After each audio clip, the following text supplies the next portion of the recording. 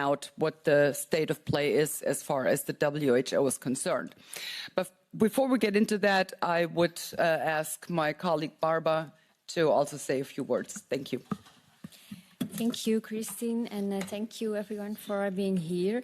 As you all know, on the 22nd of January this year, the United States formally walked out of the World Health Organization, and the reflex in this town in Brussels has been remarkably uniform. A sigh, a shrug, and a quick return to business as usual. And this reflex is dangerous because whether you like the messenger or not, the message is real, and they are pretending it is not. I always will remember one moment, one tweet from the World Health Organization, the 14th of January 2020. I quote, "Preliminary investigations conducted by the Chinese authorities have found no clear evidence of human-to-human transmission of the novel coronavirus identified in Wuhan, China." Possibly the most catastrophic tweet in modern public health. Because here is what we know now. On that very same day, the WHO's own technical lead was internally warning about super-spreading events. And on the very same day, according to documents obtained by the Associated Press, Chinese authorities already knew the virus transmitted between humans, but waited another 6 days to tell their own population. And on that very same day, the World Health Organization chose to broadcast Beijing's reassurance rather than its own scientists' alarm. And it was not that the WHO didn't know. It chose whom to believe. And it chose Beijing over its own experts. And 2 months would pass between that tweet and between the declaration of a pandemic. 2 months in which Europe could have prepared and avoided lockdowns, massive deaths, and awkward measures. 2 months in which my country, Belgium, could have stockpiled, screened, protected its elderly people in care homes, and many of whom would die alone behind glass because of decisions made in those weeks. We did not prepare, and that's partly because the world's highest health authority told us we did not need to. And that, ladies and gentlemen, is just the most visible failure. When we look how this organization is actually funded, roughly 3/4 of the WHO's budget comes from voluntary earmarked donations, money where the donor dictates exactly what it must be spent on. And the United States was the largest funder at 15%, and the second largest is even not a country. It is the Bill and Melinda Gates Foundation at 14%, at Gavi, which is itself Gates-funded, and a single private actor wields more influence over WHO priorities than most of its 194 member states combined. And this comes from the WHO's own published budget data. And then look at the institution itself, 8,000 staff, a bureaucracy like your European Union, whose own workers were credibly accused of sexual exploitation and abuse of vulnerable women during the Ebola response in the Democratic Republic of Congo. An organization criticized by independent reviewers for being slow on Ebola, slow on COVID, and unable to learn between the two. An organization that still defines health in 1948 language as a state of complete physical, mental, and social well-being. A standard so unattainable that, frankly, none of us in this room qualifies as healthy. And yet, this is the organization we keep funding, without asking questions, without conditions, without consequences. And just last week, my country, Belgium, once again confirmed voluntary financial contributions to the WHO without a single serious parliamentary debate about whether that money produces results, without asking what was achieved, without asking what was reformed, without asking whether the failures of 2020 have led to any structural change inside this organization. And that is, according to me, an insult to every taxpayer who is right now told that their healthcare, their pension, their energy bills must be tightened because budgets are tight. And budgets are not tight when it's come to multilateral institutions that fail. We see this every day in this institution too. Budgets are only tight when it comes to citizens. We hand over millions every year to an organization whose track record on the last pandemic was deceived by omission, whose financing structure is captured, whose governance is opaque, whose leadership has not been held accountable for any of it. And we call this responsibility. It is clearly not. And that is why I'm very glad that this conference is being organized, because we need this debate. We need scrutiny. We need the courage to ask difficult questions about institutions that have for too long been protected by the assumption that questioning them is somehow unserious or extreme. It is not extreme. It's our job to do it. The WHO will not reform itself and will certainly not reform as long as Europe keeps paying without asking. That has to stop.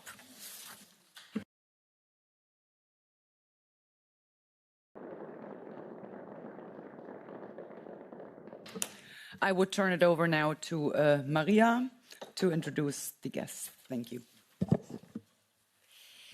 Good afternoon, ladies and gentlemen. Thank you for joining us in such a high number in the room. Thank you for joining us via the live stream to our WHO Unmask event today.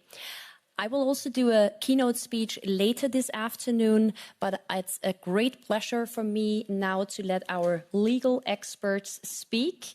And first is Philipp Kruse, and I am honored that I can call him a friend and that I can introduce him to you now. But first of all, I want to say thank you to the ESN group. I want to say a heartfelt thank you to you, Christine. Always when we have ideas, and you always have an open ear for us, always have an open heart for us, and thank you so much that you are such a strong partner in organizing such important events. And also thank you to the Patriots Group, who sent you as a representative and MEP that also is here to take a strong stand, and you had a wonderful speech, and that is really it. Thank you for pointing all that out.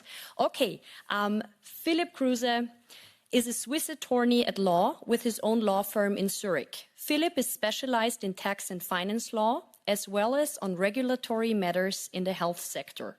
Between 2021 and 2025, Philipp has led many court proceedings for over 100 individuals, including medical practitioners, restaurant owners, students, and school children against unconstitutional COVID-19 mandates.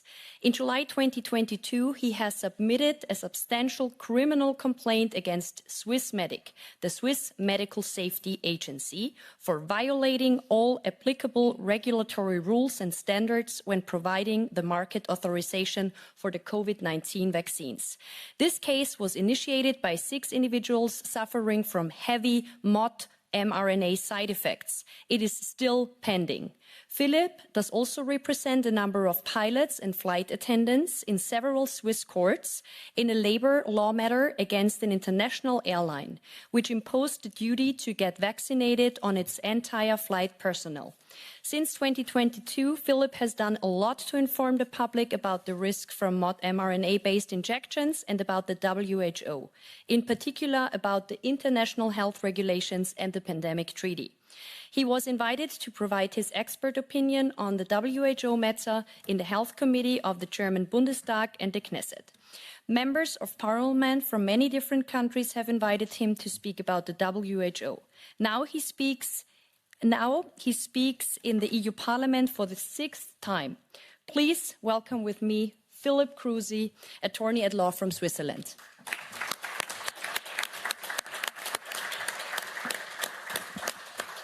Thank you very much, Maria, for this kind introduction, and thank you very much to MEP Anderson and MEP Bronte for hosting this important event, which is so important for inform the public. And of course, most notably, thank you very much for the participants to this event who have made considerable ways to join us here, some of them even from the United States. Welcome and thank you for coming. Now, thank you very much. Yes.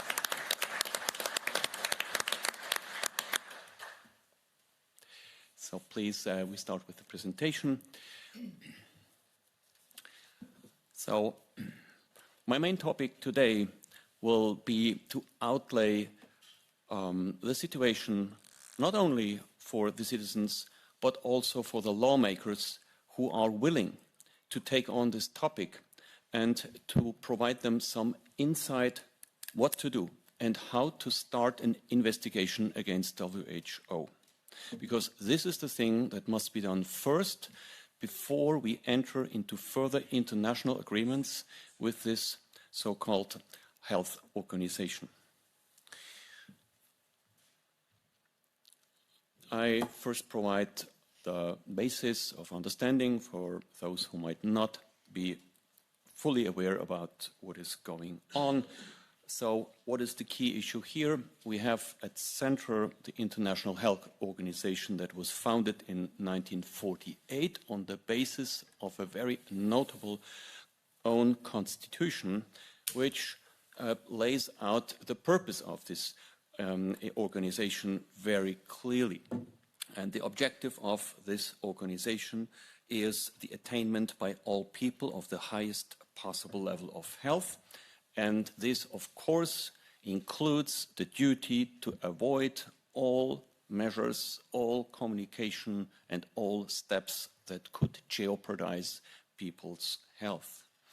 During COVID-19, WHO acted upon its most important legal basis in times of emergencies, and these are the international health regulations enacted in 2007 that were adopted recently in June 2024 and which are now in force in the amended version since last year, September 2025. These amendments are in force. Not in force yet and not even signed is this second important legal basis that we have often spoken about already here, which is the Pandemic Treaty. The huge part of it has been adopted by the World Health Assembly in the, please, can you go to slide number 6? Slide number 6. Yeah. Has been adopted by the World Health Assembly last year in May 2025, but it is not yet available for signature because one important key element is missing and is still about to be negotiated, and this is the part regarding Article 12, regarding the pathogen access benefit sharing concept, of which I will speak later during my presentation. So this is still in negotiation. It can still be declined, and even after its potential signing, there are still 18 months for every country to reject it in the process of ratification domestically. These two agreements are intertwined. They have far-reaching overlapping concepts. Some of them are displayed. Please, next slide. Here on this slide. They share this basic dogma, this vaccination dogma. They share the idea of infodemics, which is the information control done and exercised by WHO. They are based on the emergency paradigm, which means that WHO, once it has declared a public health emergency of international concern, that will trigger all kinds of legal consequences internationally and for the member states, and so on. Most notably, there is this concept of all of government, all of society approach, meaning that all measures, all information, all concepts that are proposed by the WHO shall be taken over and applied by the governments and all of their branches. This is by definition, by nature, a very totalitarian concept, or you could also say it's a wartime concept that can be justified only in times of war. Next slide. Also, at the beginning of this topic, we should mention that although we steer with tremendous energy towards the conclusion of the pandemic treaty, there have been internationally significant criticism about WHO. The United States have affected already their exit. The same applies to Argentina, and Israel is about to speak about it, to discuss it in the parliament. But also, what we can take note of is that within the United States there have been 2 parliamentary investigation committees that have carefully analyzed the actions of the WHO. And these investigation reports can serve as a very good role model for all those members of parliament who want to initiate the same initiative in their parliament. Here you see the Select Committee's final report, which was released on 4th December 2024, and its critics on WHO could not be clearer. It says that the WHO's response to the COVID-19 pandemic was an abject failure. The organization failed to satisfy all of the above stated goals, like prepare for emergency by identifying, mitigating, and managing risks. They to prevent emergencies and to support development of tools and to detect and respond to acute health emergencies. When looking further into these reports, we find a lot of witness statements and of evidence that are very clear that from the scientific side, literally, WHO has failed in all aspects when managing this pandemic. But still today, the General Director of the WHO, Tedros Ghebreyesus, maintains the dogma that the vaccine was the only valuable solution to prevent further harm from happening and to protect the people. And he goes even as far to say that we have sufficient evidence on WHO's side that they work. And he says, I quote, "I think it's time to be more aggressive in pushing back on anti-vaxxers. I think they use COVID as an opportunity, and you know all the havoc they are creating." So there's no insight whatsoever on the side of WHO that one should reassess the basics of this pandemic. Now, please go to slide number 11. 12 now. Now, why should we still bother? Why can't we say it is behind us? Why can't we say let's forget about it? Those own numbers, page 13. WHO on their homepage, they declare that there were 15 million excess deaths associated with the COVID-19 pandemic. Interestingly, they don't say what the reason was for the death, whether it was truly the virus or whether they were the results of the mandates, maybe even of the vaccines.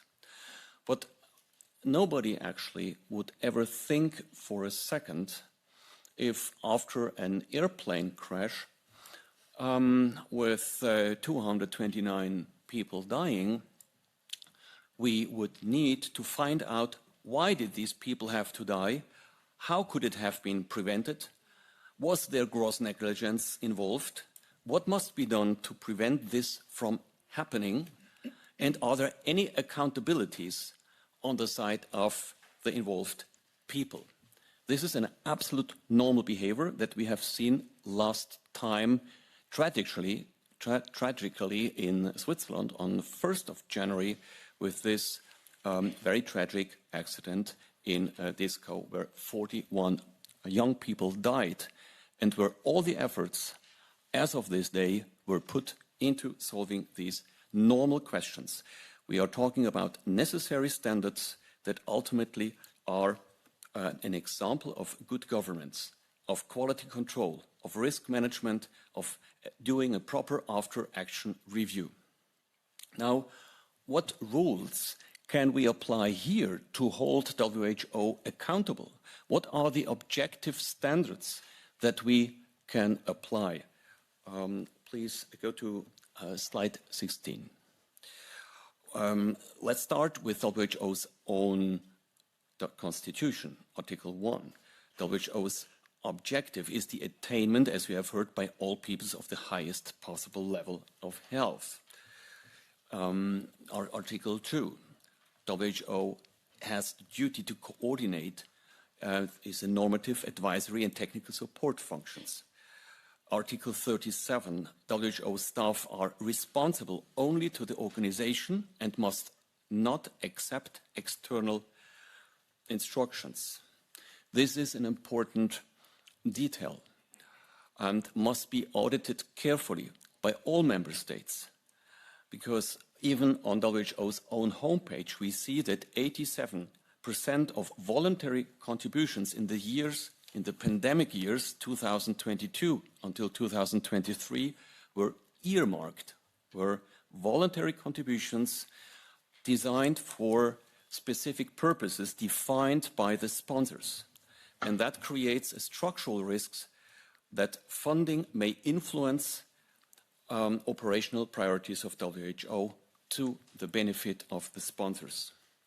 Then further, next slide please, we have a number of objective, internationally acknowledged rules regarding fundamental rights. WHO is part of the United Nations system, has to operate within the broader framework of international cooperation and human rights. In particular, there's a provision in Article 3 International Health Regulations which clearly binds WHO to respect all human rights. And the next slide, I just want to indicate that the demand for doing an after-action review and to do a proper reassessment is not something that comes out of an impulse, spontaneous impulse without any logic behind it. There are substantial WHO internal rules that oblige WHO itself to submit their actions under COVID-19 to the strictest scrutiny. And of course, there are more of these rules and standards of quality control, of risk assessment, even internationally. Please go briefly through the next slides, which will serve every committee of a lawmaker's investigation process to design and properly set up an investigation. Now, which key topics to examine? Page 22. What are the key questions? If we sit down, if we take all of these provisions that I have just summarized very quickly, what would be the key questions that we as lawmakers or as representatives of the people would have to find an answer for before we can enter into new obligations with WHO?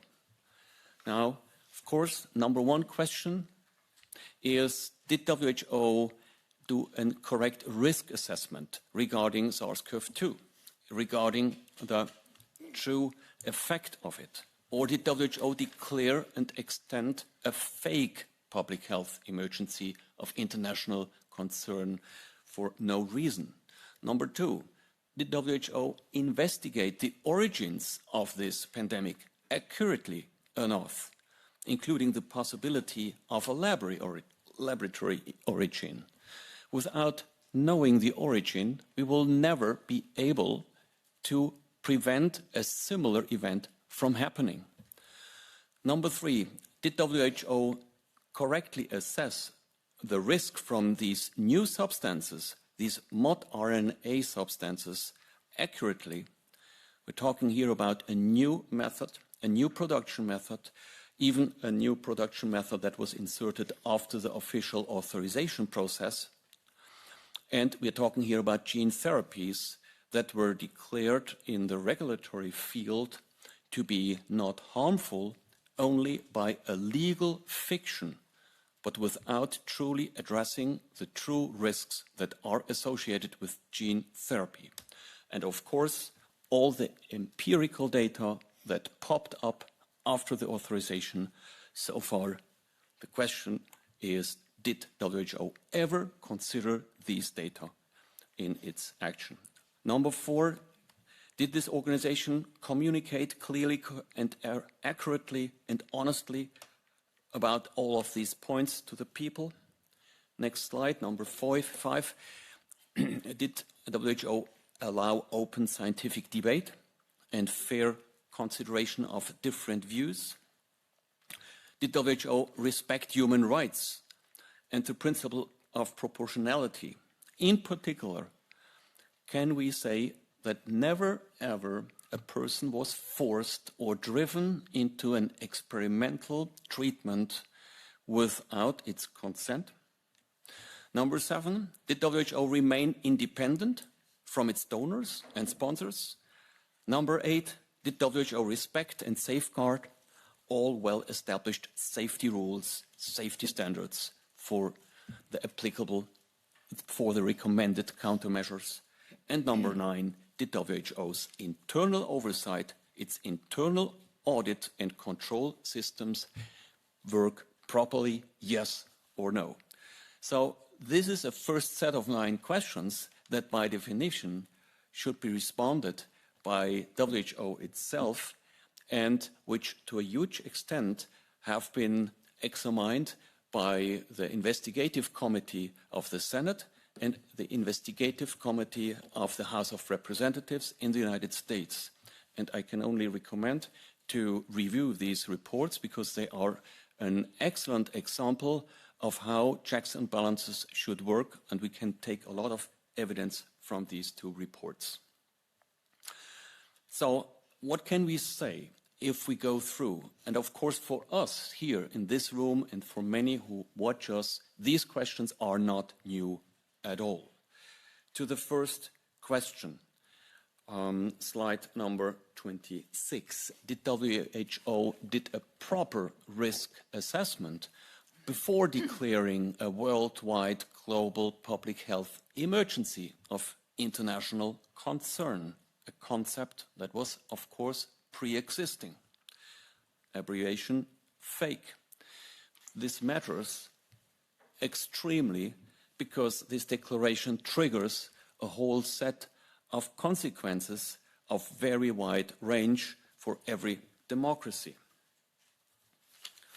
This declaration was based on the PCR tests that were declared to have the highest diagnostic accuracy.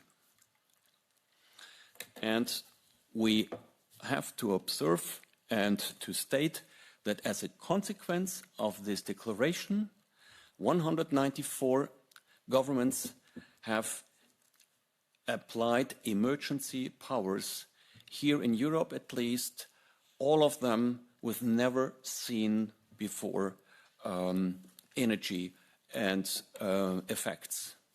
We have never before seen massive violation of basic fundamental rights. We have, as a lawyer, we had to see that never was any court be willing. Please, slide number. Next slide, please. Also the next. Yes. Never was a court willing to reconsider the facts independently as this should have been done within a democracy with working checks and balances. Still today, I don't know of any judgment in Switzerland where the true nature of this COVID-19 pathogen was ever assessed accurately. Then also, and this is the lower part here on the slide, we do have emergency use authorizations. And this is, in my view, the most dangerous aspect of everything. When looking into the authorization papers, when looking on the justification that we are given as a people, why these authorizations were given, then the declaration WHO's declaration of an emergency plays the #1 crucial role. Without such a declaration, we would never have had an emergency use authorization from the United States, never had a conditional authorization within Europe, and in Switzerland never had a similar authorization. And the same applies to the procurement agreements, to the purchase agreements of the many countries who have purchased these mRNA substances. Just on mid-April, 16th of April in Switzerland, the Federal Office of Health was obliged to openly publish the full text of the procurement agreement. And what we found there was a full confirmation of what we had assumed to find based on the already unofficially published procurement agreements, which is a total asymmetry and total one-sided repartition of duties. We see the governments have paid astronomous amounts of money for what?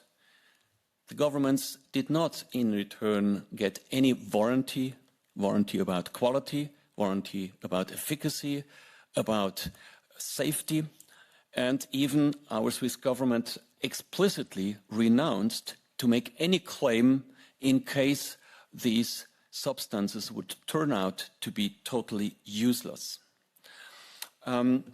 These procurement agreements were justified to be designed like that for the sole simple reason because there was a pandemic. And as a last important point, for the consequences out of this simple declaration that was provided by the secretary, the general secretary, we see the concept of total control of information. Total control of information under the title of infodemics. We have seen that whatever was put out under the title of the WHO needs to be readjusted. Most of it was blatantly wrong, whether it was about the WHO assessment of the danger of the virus, which was overdone, or whether it was about the efficacy and the safety of the vaccines. So this is an important topic. Will it be better in the future? Will WHO be restricted in terms of declaring a public health emergency of international concern? No. We see that already in the amended international health regulations, where in the annex additional facts can give rise to such a declaration.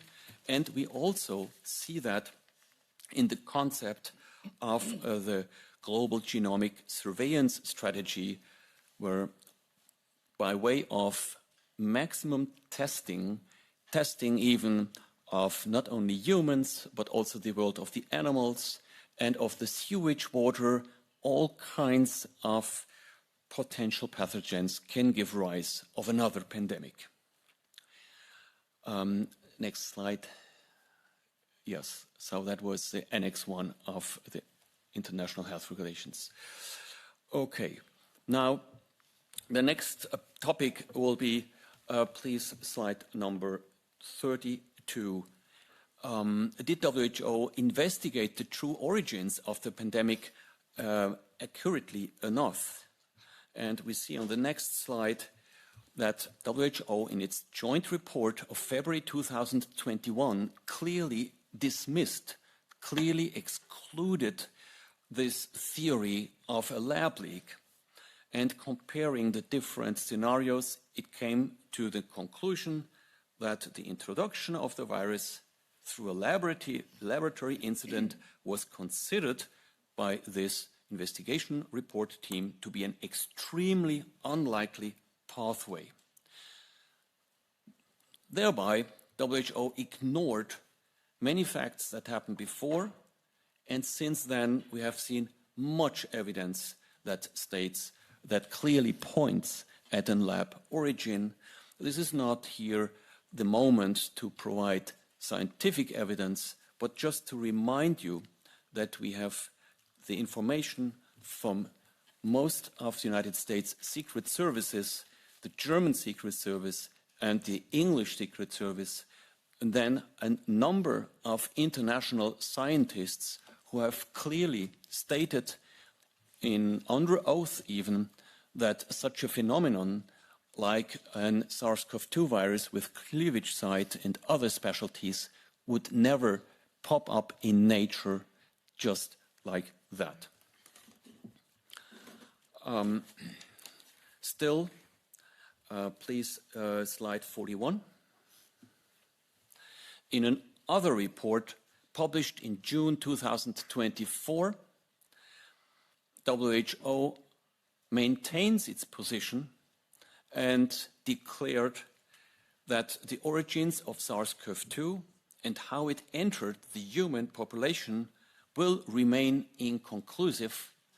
And the reasoning they give is, they say, we do not get access to the information at the laboratory in Wuhan. Therefore, we cannot point at any laboratory spillover. What does this mean if we ignore the fact that the highest risk, the highest probability for SARS-CoV-2 and the explanation for it was the lab risk? If we ignore that, well, please go to slide number 42. In the pandemic treaty, in Article 12, there is a provision under the title of pathogen access benefit sharing that I mentioned already, and that needs to be completed through the negotiations to an annex. Luckily, the negotiations have not yet come to an end as it was planned by the WHO. There will be other rounds, but it can any time from now come to an end. What is the purpose of this concept? As the title says, it is a concept whereby pathogens must be shared by all member states who find a pathogen with pathogenic potential. It must be shared on an international platform where it is made available to all the other participating countries. That in itself creates a risk, because if you are aware of a virus, a pathogen that is available on an international platform where 194 member countries have access to, there's always the risk associated of a further spreading of this virus. And it not only is a platform for member countries to analyze this information, but it is also available to producers of vaccines. By paying a little amount to the WHO, any producer of vaccines will be entitled to get the information that is defining for a pathogen loaded up to this platform. And we are talking here about pathogens with potential military danger. It can be just like that, taken by the producers and used for them to produce a vaccine. And here we see there are always two sides of it.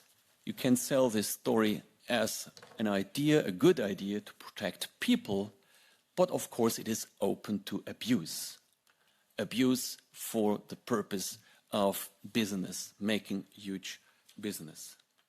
So, and thirdly, it must be stated that if we ignore the likelihood of pathogen SARS-CoV-2 being created in a laboratory, if we ignore that, then we miss the entire point.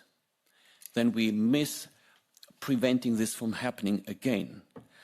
Only by acknowledging the fact that it was most likely created in a laboratory can we prevent this from happening again.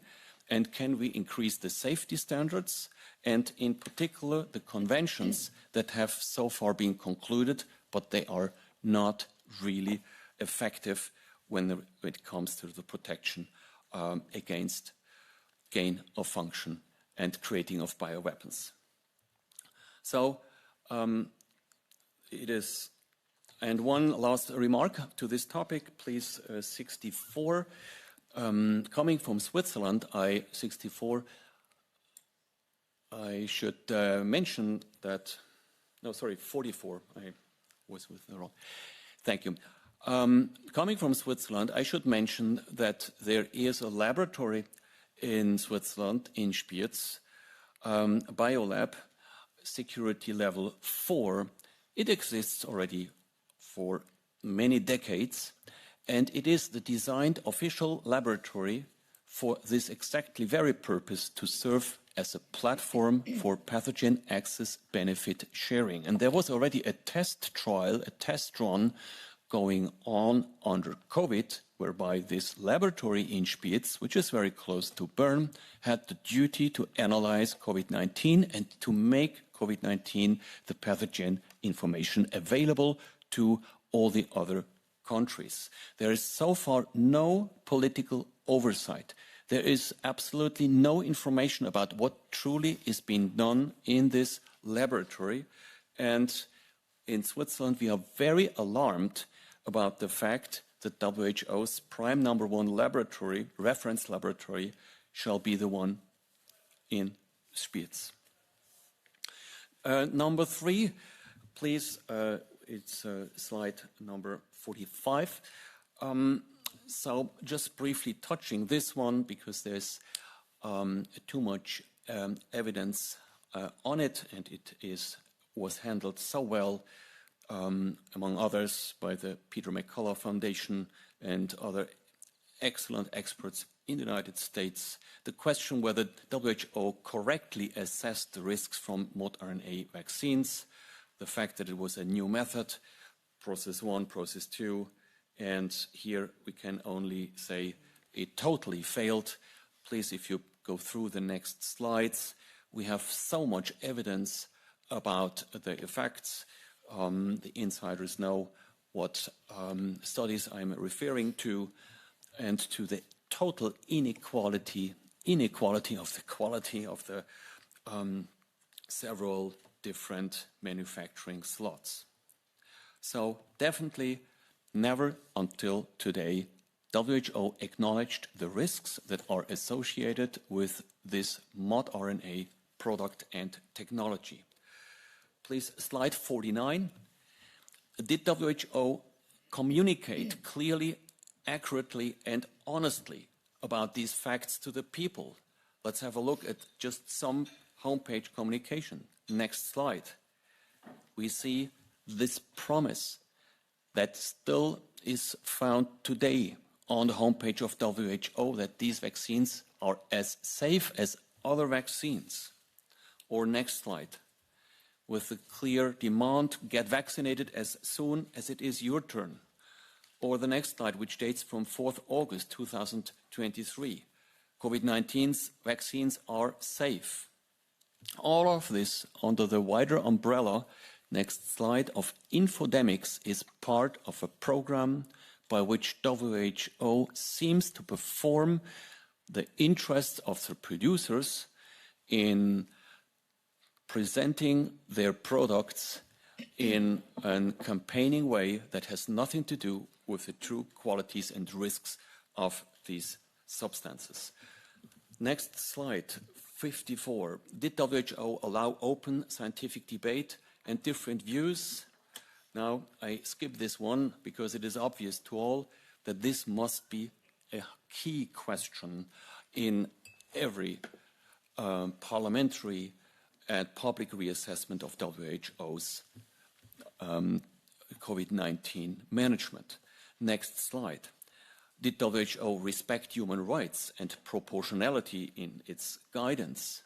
Here again, how can you possibly respect human rights if you grant people wrong information about these products, these mRNA-based products, deny them proper information, deny them informed consent, and in the same time you are pushing for a campaign to declare a COVID-19 crisis to be the most dangerous phenomenon since World War II.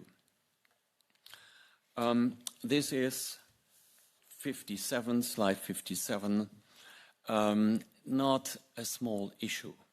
This is actually a violation of one of the most binding and most fundamentally important rules that were concluded and carved into stone as the consequences of World War II and of the actions of doctors like Dr. Mengele, who used helpless people in prisons as their guinea pigs. As a consequence of that, we have this Covenant on Civil and Political Rights, Article 7, and most notably, this provision that no one shall be subjected to medical or scientific experimentation without his or her voluntary consent. This very provision applies even in times of public emergency, which threatens the life of the nation, and it is officially proclaimed. It cannot be set aside. I know that there are very few countries, maybe the United States, who have not adopted this international covenant, but in Europe, all of the countries have done so. And in Switzerland, it's even part of our constitution, Article 10, paragraph 3. So, now 7, the next one, did WHO remain independent from donors and sponsors? This has been a big topic here in these rooms many times. I just skip over the next slides. 59, 59, one back. You recall this number that more or less 80% of all funding for WHO originated from voluntary contributions. Voluntary contributions. And these 80% were these earmarked contributions that were given with a certain purpose by the donor. Here we have one significant example, next slide, which most of you know. This is insider trading.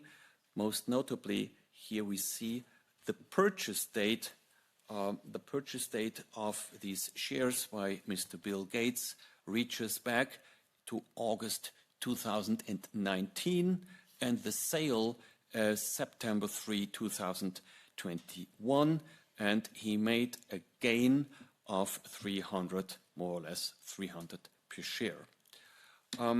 This is pandemic profiteering, and all the more it is an insider dealing, as he himself contributed significantly in the public relations campaign for marketing this product in April 2020 and onwards in many international TV stations. Next slide. And the next one. Yes. So I need to come to an end with these many different aspects. Of course, the next question number 8, did WHO respect and safeguard all well-established safety rules and standards? Absolutely no. Did WHO, which is slide 64, internal oversight, audit and control systems work properly? Is there any kind of reassessment of after-action review performed by WHO? No. So what do we conclude from all of this? What is our suspicion 66?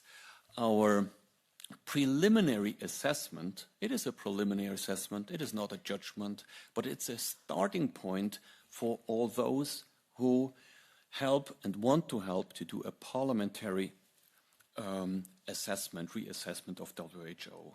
The suspicion is WHO did not assess the risks from SARS-CoV-2 correctly. WHO did not accurately investigate the origins of the pandemic. It does not understand where it came from, it does not want to know, and therefore it cannot prevent a similar event from happening again. WHO not at all assessed the risks from mRNA vaccines accurately and correctly. It did not at all communicate correctly and honestly about these decision-relevant factors. Next slide. WHO closed down any open scientific debate and differing views, to the great harm of scientific progress itself and to the great harm of fundamentals of democracy. 6, WHO not at all respects human rights and proportionality, as it allows for basically the population of the world to be wrongly informed and to be driven into an experimental treatment without any chance for an informed consent. 7, WHO is not at all independent from its donors and its sponsors, and to the contrary, it does their services. 8, WHO takes part in reducing well-established safety rules and safety standards instead of safeguarding these safety rules. And number 9, there is no effective oversight, no effective checks and balances whatsoever. So, what does it mean? That means, next slide, WHO is an institutional, systematic risk factor for public health of the entire world, for democracies, for fundamental human rights, for the free market, and for individual businesses. And as such, it should be treated. And what are the consequences of it? Slide 69. The consequences for lawmakers. We need to work with lawmakers together, like we have brave lawmakers here, MEP Anderson and MEP Monte. The consequences for lawmakers. Next slide. Don't sign any WHO treaty, but make sure investigations are started. Member states should see themselves as a customer of WHO. Every customer must know whether the Secretariat, WHO Secretariat, has completed its mission and was or is acting with its constitutional framework. Did the Secretariat act in the interest of our people? This is the question that must be responded in an external audit of the WHO Secretariat. But also the World Health Assembly must ultimately come to this very same step. It is the supreme governing body of the WHO. It is responsible for supervising the WHO Secretariat and must ask the question, did the General Secretary complete his statutory mission under all applicable rules and standards, or did he do more harm to the people than good? And yes, the objective of such an external audit, of course, is an independent, rigorous and transparent audit of WHO's conduct and communication during the COVID-19 period. It must be based on the constitutional rules of WHO itself, on United Nations governance principles, on WHO's and United Nations internal control and risk rules, and on all the internationally recognized audit standards, in particular also measured by the international rules of human rights. Our role in it as ordinary citizens is to provide members of parliament with the information and give them our instruction, our incentive to go this path. Because it cannot be accepted that an organization with such a mission, a clear and simple mission, deviates so far from its constitutional mission that was established in 1948 with so much promise and so much hope. I thank you so much for your for your attention, and I embrace everybody who joins us on this path to bring in a clear after-action review and to establish this process of an external audit of WHO in order to ultimately say no to these new treaties. Thank you very much.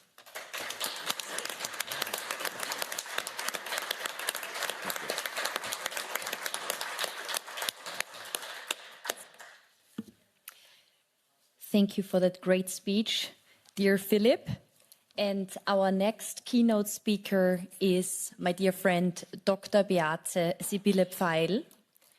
She is a German lawyer and independent researcher specializing in issues relating to national minorities in Europe, particularly in the context of constitutional, international, and European law. She has made a name for herself in her field through numerous lectures and seminal publications, including as co-author of a multi-volume handbook of ethnic groups. From 2008 to 2016, she was editor-in-chief of the European Journal of Minority Issues, EJM, and since 2019, she has been co-editor. She studied law at the University of Heidelberg, Germany, and passed her second state examination in Freiburg. In 2002, she received her doctorate in law, summa cum laude, from the University of Innsbruck, Austria. She conducted research at the South Tyrolean Institute for Ethnic Groups over 20 years, 17 of which as a deputy scientific director. From 2017 to 2023, she was the German member of the Committee of Experts of the European Charter for Regional or Minority Languages, a Council of Europe treaty. From 2017 to 2022, she was vice chair of the European Center for Minority Issues in Flensburg, Germany. Her current focus is on human rights in the context of coronavirus measures, including WHO plans. Since the end of January, Dr. Pfeil has served as an expert member of the German Bundestag's Corona Review Commission for AfD Germany. Thank you so much, Dr. Beate Pfeil. Thank you so much, Beate, for speaking today. Thank you.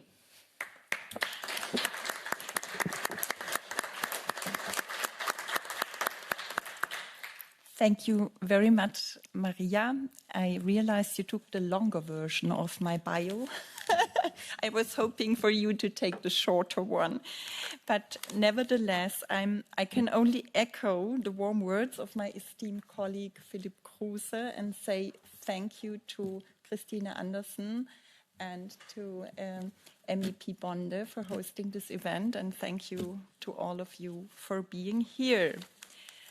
So after this very impressive presentation, I will focus on, like Philip also did, on the human rights issue. It is my favorite issue since I've been studying law. And therefore, the first slide, please. Next one. I start with the benchmark before looking at the WHO. And the benchmark, of course, refers to human dignity, human rights, and freedom versus authoritarianism. What do we want? And what is the new era standing for? We are now moving. So, these intellectual and constitutional foundations of our liberal constitutional systems rightly count among the most valuable historical achievements of humankind. And I start with the concept of the human being in liberal legal systems. And in this context, I would like to quote a German constitutional scholar who just said many years ago, I quote, "The human rights of the first generation correspond to the human type of the Enlightenment, the individual who is conscious of himself, herself, oriented towards self-determination and personal responsibility, and embraces discussion and competition as a way of life. So I would like to stress again self-determination of the individual and personal responsibility. The second core value of our liberal systems should be the concept of human dignity. I again quote the Constitutional Court of Germany.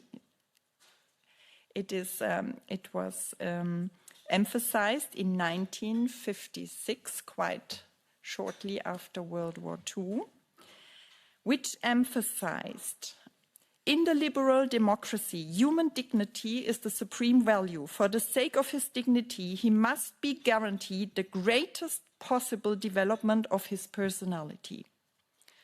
So these were ancient times in Germany. So what flows from these ideas and principles? Next slide, please. Now, just one back. Yes, we are still here. This means, in fact, that individual freedom is in principle unlimited, whereas state powers are in principle limited. Interventions by the state in the freedom of the individual therefore always require justification. They must be proportionate, that is, suitable, necessary and appropriate for achieving a legitimate aim. So it is always a matter of balancing the freedom of one person with the freedom of another and with the resulting interests of the common good. So next slide, please. And this is a central message, I think. Liberal versus authoritarian systems. A liberal system protects individual freedoms and limits state power. An authoritarian system concentrates power and restricts the rights of the individual political at will, in other words, arbitrarily. So what about the WHO against this background? Just stay here. The WHO was founded in 1984 with the aim of attaining the highest possible level of health for all peoples. Since the revision of the international health regulations in 2005, which entered into force in 2007, the WHO has focused on public health emergencies of international concern, fakes, only since then. It seeks in particular to address the prevention of, preparedness for, protection against and response to the international spread of diseases. My colleague has already pointed out that in times of alleged public health emergencies of international concern, the existence of such exceptional situations that go beyond normal patterns of infection must be demonstrated on the basis of scientific evidence. And the same refers to the recommendations issued by the Director General under reference to a confirmed fake, which involve restrictions on individual freedoms, must be proportionate in terms of containing the fake. That is, they must be suitable, necessary, and appropriate. This applies in particular to vaccinations which qualify as fundamental interference with the basic rights to life and physical integrity. So let's turn now to the WHO and its ideological concepts. I would like to start, next slide please, with the fundamental structural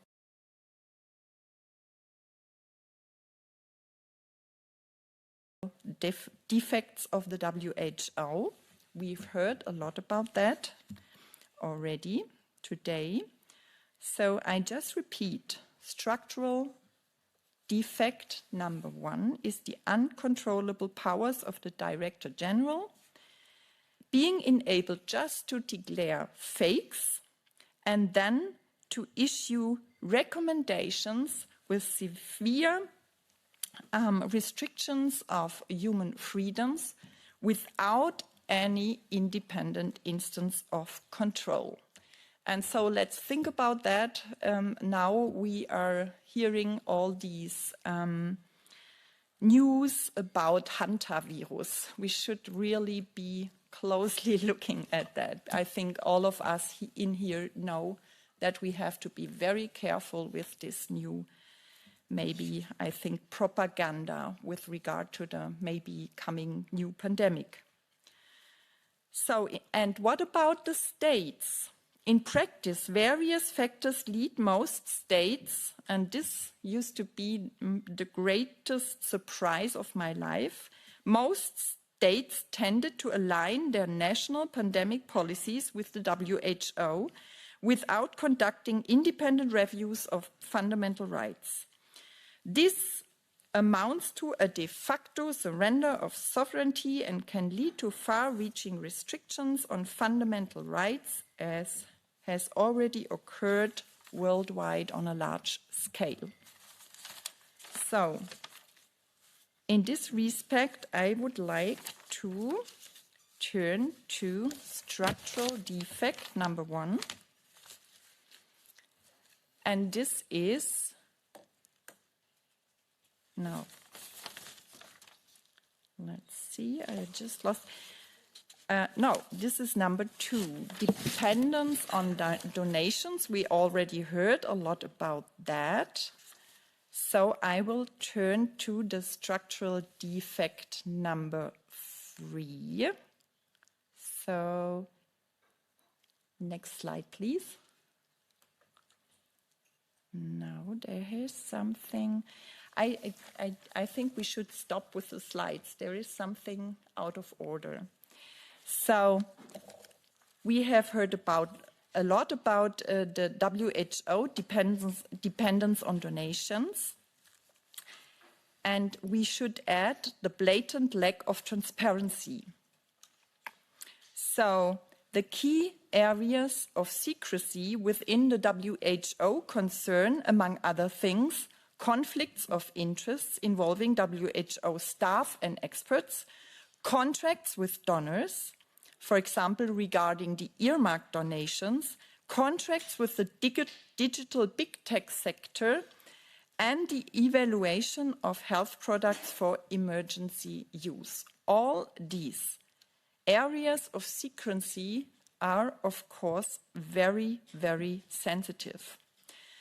The latter in particular gives, so the evaluation of health products for emergency use in particular gives the WHO decisive influence over regulatory authorities worldwide while maintaining secrecy. So my interim conclusion would be the combination of the Director General's de facto concentration of power and the WHO's dependence on voluntary donations creates the potential for massive external influence, for example, in the profit interests of private donors. A lack of transparency and public oversight further amplifies this effect.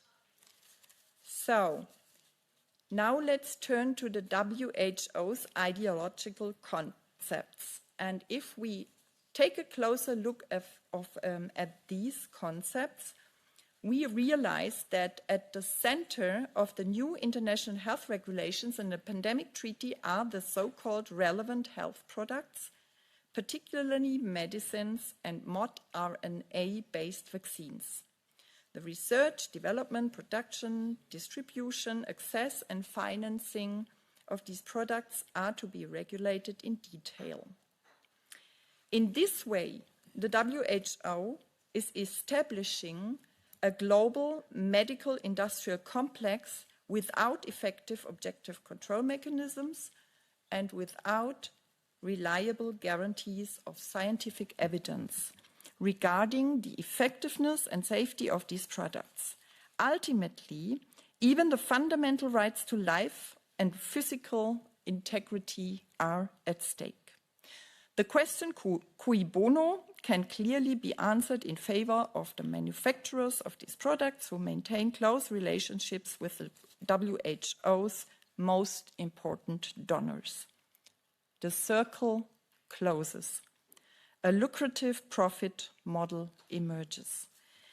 This is particularly evident in the pathogen access and benefit sharing system envisioned in the pandemic treaty, through which the future pandemic pathogens are to be identified and, above all, vaccines are to be developed in advance. These vaccines are especially inexpensive to manufacture and therefore are particularly profitable.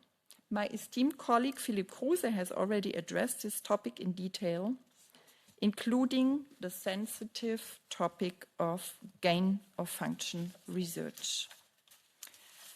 The ideological concepts developed within the WHO must be understood against the background of this medical-industrial complex. So, concept number one refers to risk communication and the infodemic. The new IHR obligate contracting states to maintain official core capacities for risk communication, including combating misinformation and disinformation. To the extent that this provides for the deletion of alleged misinformation and disinformation by state authorities, it presupposes state institutions of truth and already violates at its core the fundamental right to freedom of expression. At the same time, this creates the possibility of violations of academic freedom, which is of central importance, especially in the health sector. Not only the deletion of allegedly false information, but also the dissemination of allegedly correct information by official bodies forms part of the WHO's ideological toolkit. Under the pandemic treaty, risk communication is to be conducted, among other things, through information concerning the safety and effectiveness of health products, including vaccinations, with the implicit consequence that their effectiveness and safety may no longer be questioned. I just recently heard a German communications scholar within the German Bundestag who described health communication as involving not only cognitive but also emotional and social strategies, all aimed at securing acceptance of pandemic control measures and thereby reflecting a paternalistic understanding of the state. In other words, this lady delivered a perfect guide to state propaganda, and nobody protested. There was no cry within the German parliament, but it was a really perfect guide for propaganda. And this is a new form of science which is just being accepted, at least in Germany. So at this point, the boundary between legitimate risk communication and deliberate manipulation in the sense of totalitarian style state propaganda becomes blurred. The pandemic treaty likewise relies on behavioral steering by requiring research into factors affecting compliance and non-compliance with the health measures. All of this stands in diametrical opposition to the liberal conception of humanity rooted in the Enlightenment, which is based on the idea of individuals acting autonomously and responsibly. It also contradicts the fundamental right to freedom of expression, and there is also a threat to a de facto reconditioning from the responsible citizen to the obedient subject and the establishment of anti-liberty, paternalistic, totalitarian systems. So let's turn to concept number 2. There are now within the IHR new pseudo-fundamental rights. The new principle of equity resembles equality, but in fact refers to more to distributive justice, particularly with regard to the distribution of health products, including vaccines. Likewise, the equally moralizing principle of solidarity could be subsumed under a social strategy aimed at guiding behavior, as it may encourage the obedient compliance with prescribed containment measures, including vaccinations. It is concerning that these two social principles were added to the IHR alongside the liberal fundamental principles of dignity, human rights, and fundamental freedoms, thereby creating the misleading impression of new fundamental rights. Finally, there is the so-called whole-of-society approach, which is also based on the moralizing notion that everyone should stick together in times of crisis. A particular problem arises when individuals or groups who, for example, legitimately question the existence of an emergency situation are subsequently excluded from society. Due to their moral character, all of the above-mentioned principles are suited to anti-libertarian behavioral control or to rallying people around a particular argument or moral stance that may involve the exclusion of dissenters. In this sense, the German scholar Ulrike Guerreau defines fascism. So I would just add one more ideological concept. We all know that it is the One Health principle. The idea that human health is connected to the health of animals and the environment, which appears plausible at the first glance. But there is also an acute risk of misuse here in the sense of an almost unlimited de facto expansion of WHO power under the pretext of protecting animals or the environment. And one more very important ideological concept refers to the militarization of health policy. And the esteemed colleagues Amrei Müller and Sylvia Behrendt have analyzed the WHO's global health security doctrine. In the end, and we had, for example, in the German parliament, we had some high-level soldiers being invited to the parliament, and they had no problem in just mixing up civil and military, civil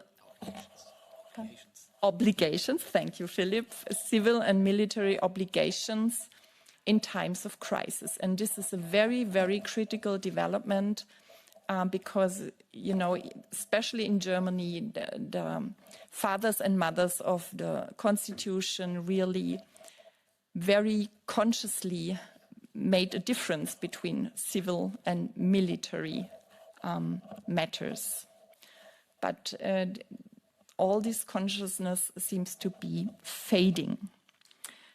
So, in the end, there is an acute risk of blurring the line between civilian and military affairs within individual countries, which in extreme cases could culminate in the use of military coercion against the population itself, hopefully not with regard to vaccines.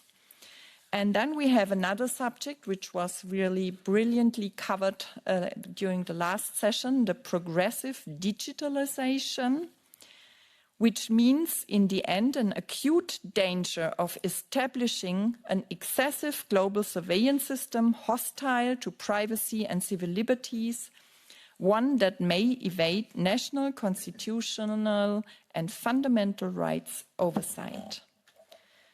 So the third part of my presentation refers to the WHO and its institutional interconnections. Through its extensive networks, which include numerous public and private institutions, the WHO already exerts considerable de facto influence today. This influence extends not only to national health policies, including the training of healthcare personnel, but also to areas such as agriculture and nutrition, One Health, laboratory standards and approval procedures for pharmaceuticals.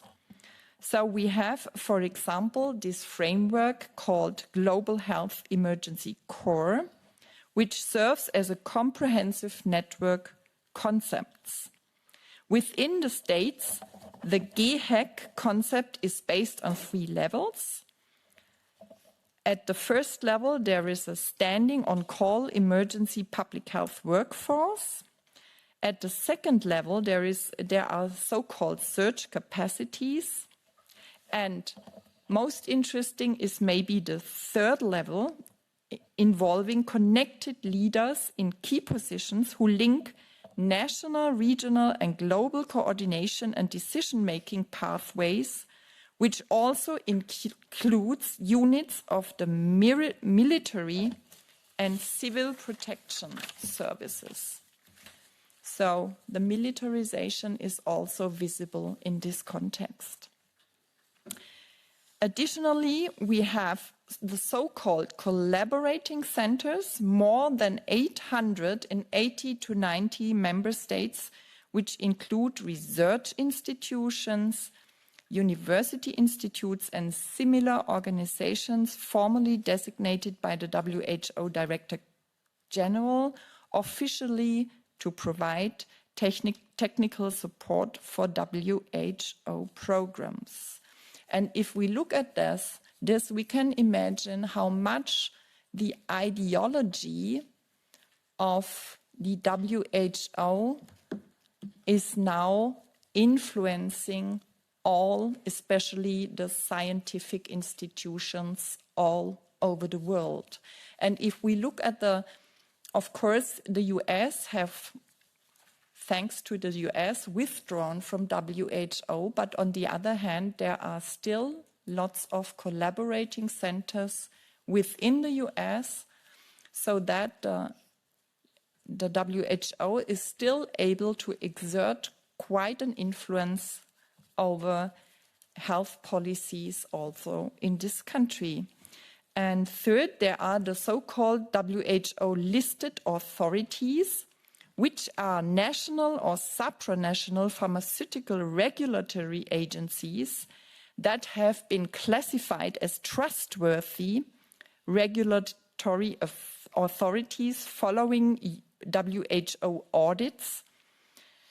For example, even still the US-American FDA, still an officially listed authority with regard to the regulation of vaccines. And this is the way the WHO tries to exert massive influence in this very, very sensitive area of regulating and accepting vaccines.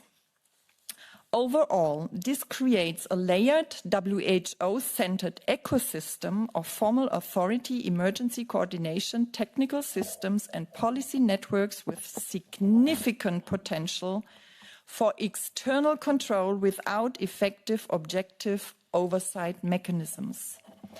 Even in this way, the WHO can de facto restrict or override national sovereignty in the field of health.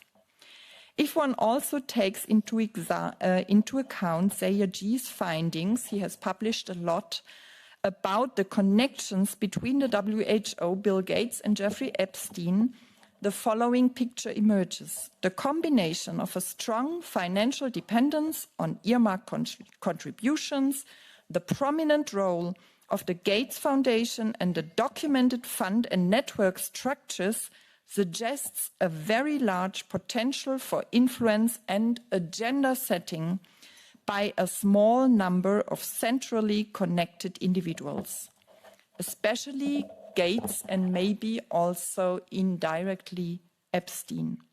This potential is embedded in a web of governmental and private power structures and operates primarily through money, programs, and networks. And to conclude, after all, we must say that the WHO has moved far away from its original mission to protect the health of the people of the world.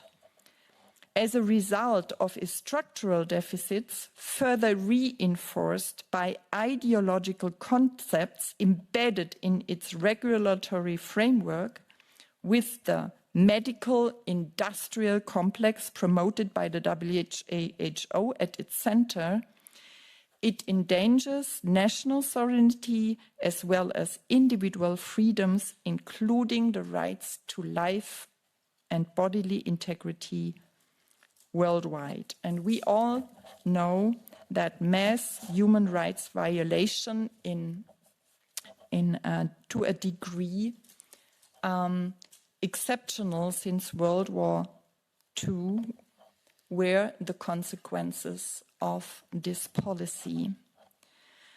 And this is why we are here now and again to join forces to counter these toxic trends with our vision of a better world.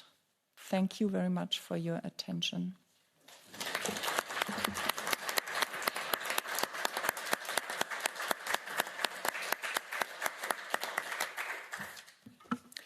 Thank you very much, dear Beate. Very well done.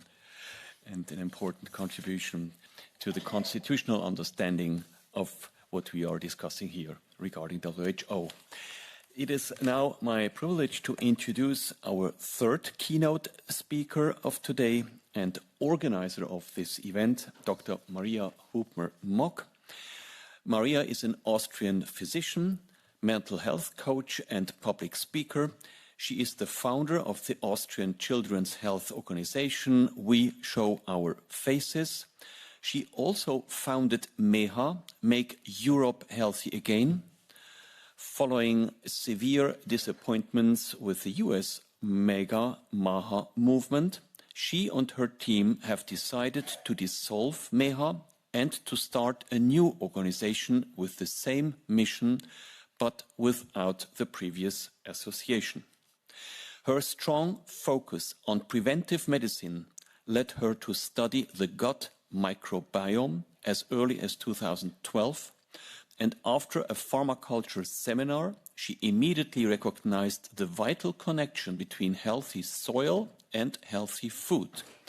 By 2014, she was already working intensively with the red light therapy, non-infrared, a field that has become a global trend since.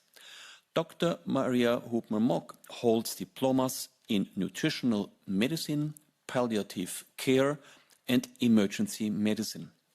She was one of the first doctors in Austria to publicly oppose the draconian COVID-19 measures and the overreach of the World Health Organization.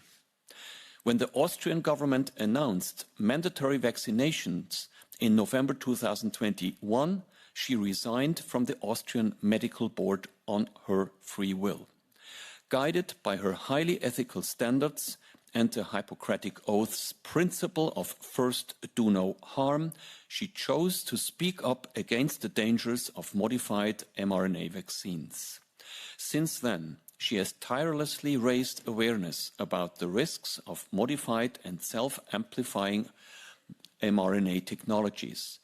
So far, she organized over a dozen international conferences and peaceful rallies in Austria, the United States, and Geneva, including one during the 77th World Health Assembly in June 2024.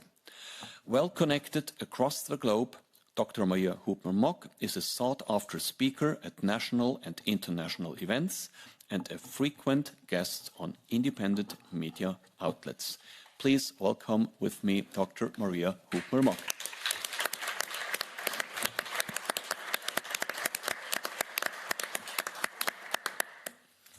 Thank you for this kind introduction, dear Philip. Good afternoon again, ladies and gentlemen, and good afternoon to everybody who joins us in the live stream today. Thank you again to Christina Andersen and the ESN group. I can't thank you enough that you bring awareness to this important topic, the WHO and its plans. And for me, I picked a very interesting topic, and my dear friend Dr. Beate Pfeil spoke about it a little bit in the end of her amazing speech. So I will speak about the Epstein-Gates-WHO axis, and I will do a deep dive for you about this, let's say, unusual connection. Imagine this. A convicted sex offender sits in his Manhattan townhouse and designs the financial architecture that will channel tens of billions of philanthropic dollars into global vaccine programs. The same man who orchestrated the trafficking of underage girls is the one who drafts the blueprints for a private global health fund anchored by the world's richest philanthropist, Bill Gates, and quietly connected to the World Health Organization. That is the Epstein-Gates-WHO axis, documented in our dear friend Sayer Chi's investigative Substack series on the Epstein files. It is not conspiracy. It is the federal record, Bates numbered and publicly available at justice.gov/Epstein. Let me walk you through it in plain language. First, the money machine. In February 2011, JP Morgan's investment bank sent Epstein a detailed questionnaire. What are the sponsor's objectives? Who directs the investments? What technology platform? Epstein replied the same day.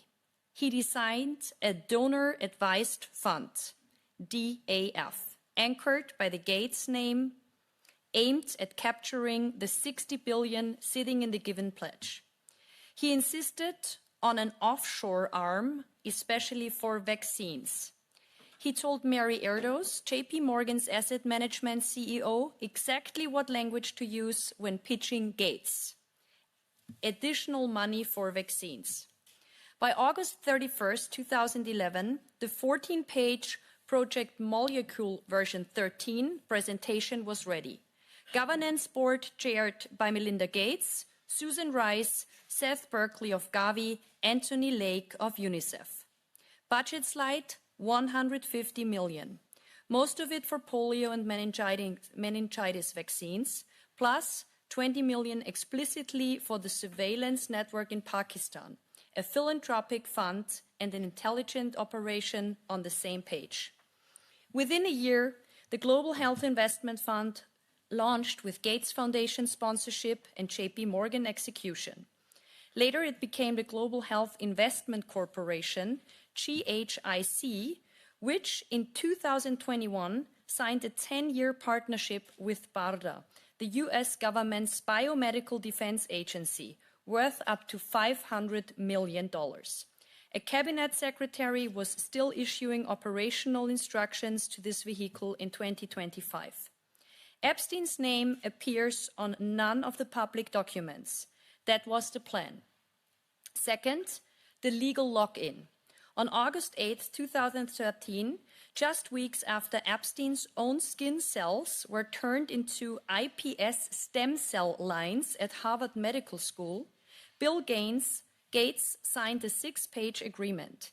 It states that Gates specifically requested Epstein's involvement. It gave Epstein's Virgin Island companies full access to Gates Foundation confidential information at Epstein's sole discretion. It indemnified those companies against all past and future claims. And it contained a survival clause binding Gates' estate, heirs, and personal representatives forever. That agreement is in the federal record. Third, the intelligence pipeline to the WHO. From March 2013 onward, Epstein ran a parallel channel through the International Peace Institute, IPI, and Terje Roth-Larsen. Field reports from Pakistan, Nigeria, and Afghanistan on polio eradication, ghost vaccination teams, diverted salaries, landed directly in Epstein's Gmail. The same inbox that received Gates Foundation itineraries, JP Morgan deal flow, and British Treasury briefings. In September 2015, the Rothschild Conference on Health and Security took place at the Palais des Nations in Geneva.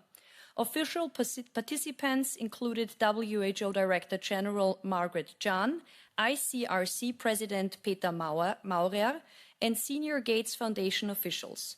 The conference was co-sponsored by the Edmond de Rothschild Foundations, the Gates Foundation, and the WHO. Epstein had helped design and fund it. The man the justice system had immunized from federal prosecution was now sitting at the center of the global pandemic preparedness table. Why does this matter? Because the architecture Epstein built was deliberately designed to be invisible. Private governance, no elected officials, offshore flexibility for vaccines, perpetual duration, arm's-length profit mechanism, and an intelligence layer that moved faster than any government bureaucracy.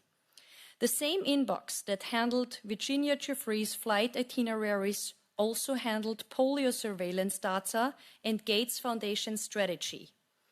CRG's research does not allege the Gates or WHO officials knew every detail of Epstein's crimes. What it proves, with Bates numbers, you can verify yourself, is that the architecture of impunity that protected Epstein's sex trafficking operation was the exact same architecture that shaped private influence over global vaccine policy and WHO adjacent health initiatives. A legislative body cannot legislate wisely without information. The Supreme Court once said, "Today we have the information. The federal record is public. The question is no longer, did this happen? The question is, what are we going to do about the building code that still stands?" We owe it to the victims, the girls whose names are in the archive, to demand full congressional hearings, complete disclosure of every surviving entity in the Epstein-Gates network, and structural reforms so that no private individual can ever again operate a parallel foreign policy and global health apparatus outside democratic oversight. The record is in our hands. The abyss stared back. Now it is time to stare it down together. I also prepared something very interesting for you, because I want to present a recent study published in the BMJ Global Health on October 28, 2025, titled, "Who's Leading WHO?" It's a quantitative analysis of the Bill and Melinda Gates Foundation's grants to WHO 2000 until 2024, and the study was done by Jonathan Kennedy and Riddhi Thakrar. The paper asks a central question: does the Bill and Melinda Gates Foundation, BMGF, influence the World Health Organization through its massive funding? While BMGF is often praised for its generosity, the authors use hard data to examine exactly how and where this money is spent. The methods: The researchers built a complete data set by extracting every single grant from the Bill and Melinda Gates Foundation's own website between 2000 and 2024. They coded each grant by amount, disease or health issue targeted, and type of activity. For example, vaccination, polio eradication, health system strengthening. The key findings? The numbers are striking. Bill and Melinda Gates Foundation gave 640 grants totaling $5.5 billion to WHO. This equals 9.5% of WHO's total revenue between 2010 and 2023, making BMGFs the organization's second largest funder after the United States. 82.6% of the money, that is 4.5 billion, went to infectious diseases. Of that, 58.9% of all Bill and Melinda Gates funding to WHO, 3.2 million, was earmarked for polio, even though polio now causes a tiny fraction of the global diseases burden. 53.3, that's 2.9 billion US dollars, supported vaccine programs and projects. In contrast, only a very small share went to non-communicable diseases, strengthening health systems, or addressing broader social determinants of health, areas that are central to WHO's own strategy and to global health equity. The conclusions and implications, the author's core message is clear. WHO's heavy reliance on earmarked voluntary contributions means that the priorities of big donors, not necessarily the greatest global health needs, determines what gets funded. In short, money talks, and right now it's largely speaking with a Gates Foundation accent. So to wrap up what I just presented, and we all know that it's all about repetition and it's all about hearing facts and hearing important things that you can tell your health officials, that you can tell your friends, your family members. In 7 sentences, I will summarize again what I just pointed out to you.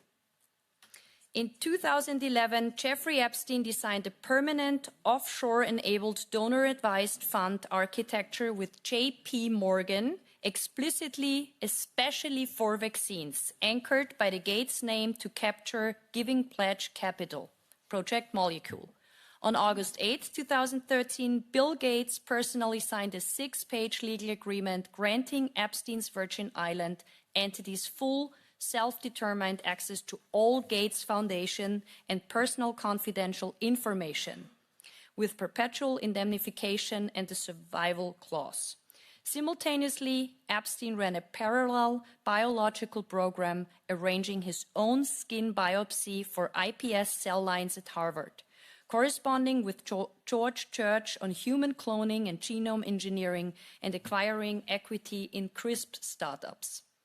Through the International Peace Institute, he operated a real-time intelligence pipeline that routed polio field reports, ghost vaccination scandals, and pandemic preparedness data directly into the same inbox used for Gates Foundation strategy. The 2015 Rothschild Conference on Health and Security, co-sponsored by the Gates Foundation, WHO, and WEF, produced global pandemic governance recommendations with Epstein's Gmail on the distribution list at the same tier as WHO leadership. The vehicle Epstein designed became the Global Health Investment Corporation, GHIC, which secured a 10-year BARDA partnership worth up to $500 million in US taxpayer funds. Every claim is anchored to publicly accessible federal Bates numbers at justice.gov/Epstein. A convicted sex offender architected the unaccountable financial, biological, and intelligence infrastructure quietly occupied by the Gates Foundation and global health institutions for over a decade. Let that sink in. Thank you for your attention.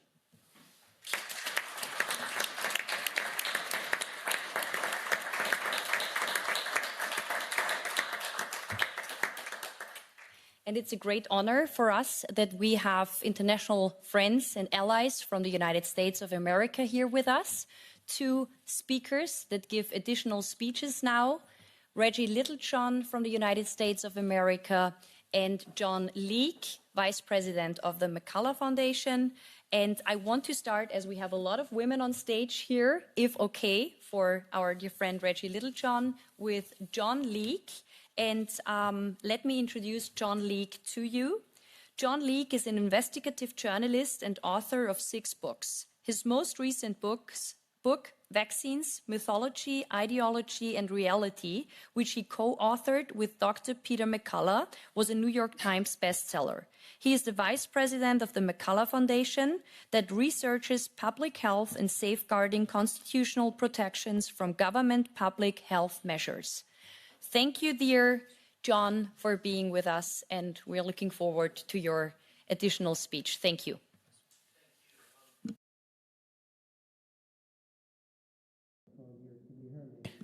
Great. Can you hear me? Thank you. Thank you for the invitation, Maria, and a special thanks to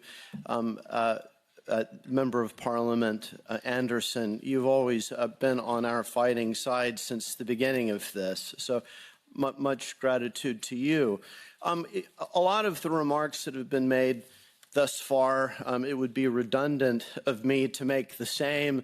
I'm gratified that particularly Attorney Kruse has come to many of the same conclusions that we have at the McCullough Foundation, even though we've not been reading your papers.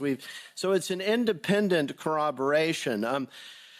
I think, in summation, it's very clear. I think there's I'll give a sort of an English translation. I think there's a German expression, the man who pays the fiddler sets the tune.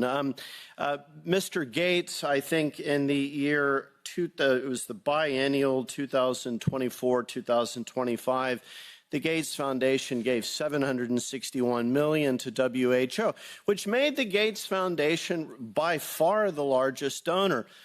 Mr. Gates has made no concealment of the fact that he believes public health is essentially equivalent to mass vaccination. There almost seemingly isn't a distinction in the man's mind between public health and mass vaccination. The other thing notable about Mr. Gates, and he said this at the World Economic Forum's Davos meeting in 2019, not only are vaccines great for public health, they're his greatest investment. He's made 20x on his vaccine investment. So there's not even any attempt to conceal that his relationship with the WHO, it would seem to align with his obsession with vaccines. Now, the other thing I'll say about Mr. Gates, not wanting to pick on him ad hominem, but in 1998, he was under investigation by the U.S. Department of Justice for Sherman antitrust violations. Ultimately, this matter was settled, but he was regarded as the most significant monopolist since John D. Rockefeller. Now, it's notable what John D. Rockefeller did after he developed the reputation as being one of the most hated men in America. He founded the Rockefeller Foundation. So what did Mr. Gates do after he was widely perceived to be an atrocious monopolist? He followed in Mr. Rockefeller's footsteps, and he founded the Gates Foundation. So I think Samuel Johnson once said that patriotism is the last refuge for scoundrels.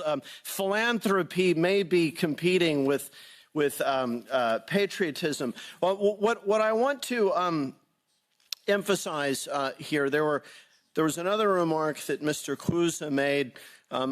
It completely corroborates my concern that Mr. Gates may in some way be using the WHO, specifically its field offices, as an intelligence agency for information about emerging infectious diseases.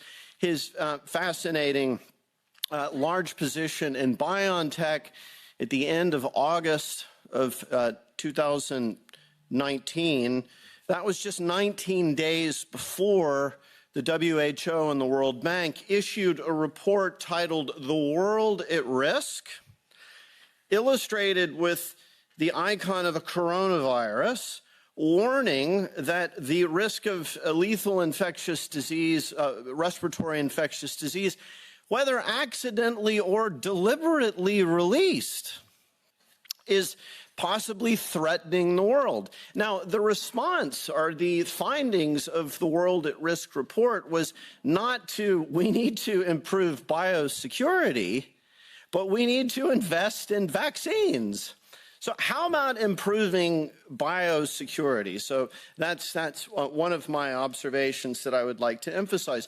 Another observation is it has already been observed that the World Health Organization did an abysmal job of seriously examining the rather obvious evidence that SARS-CoV-2, one probably as well, I should add, but two emerged from the Wuhan Institute of Virology. Now, there's a kind of black comic moment in all of this where the WHO puts together a so-called international team of investigators to go to Wuhan to get to the bottom of it.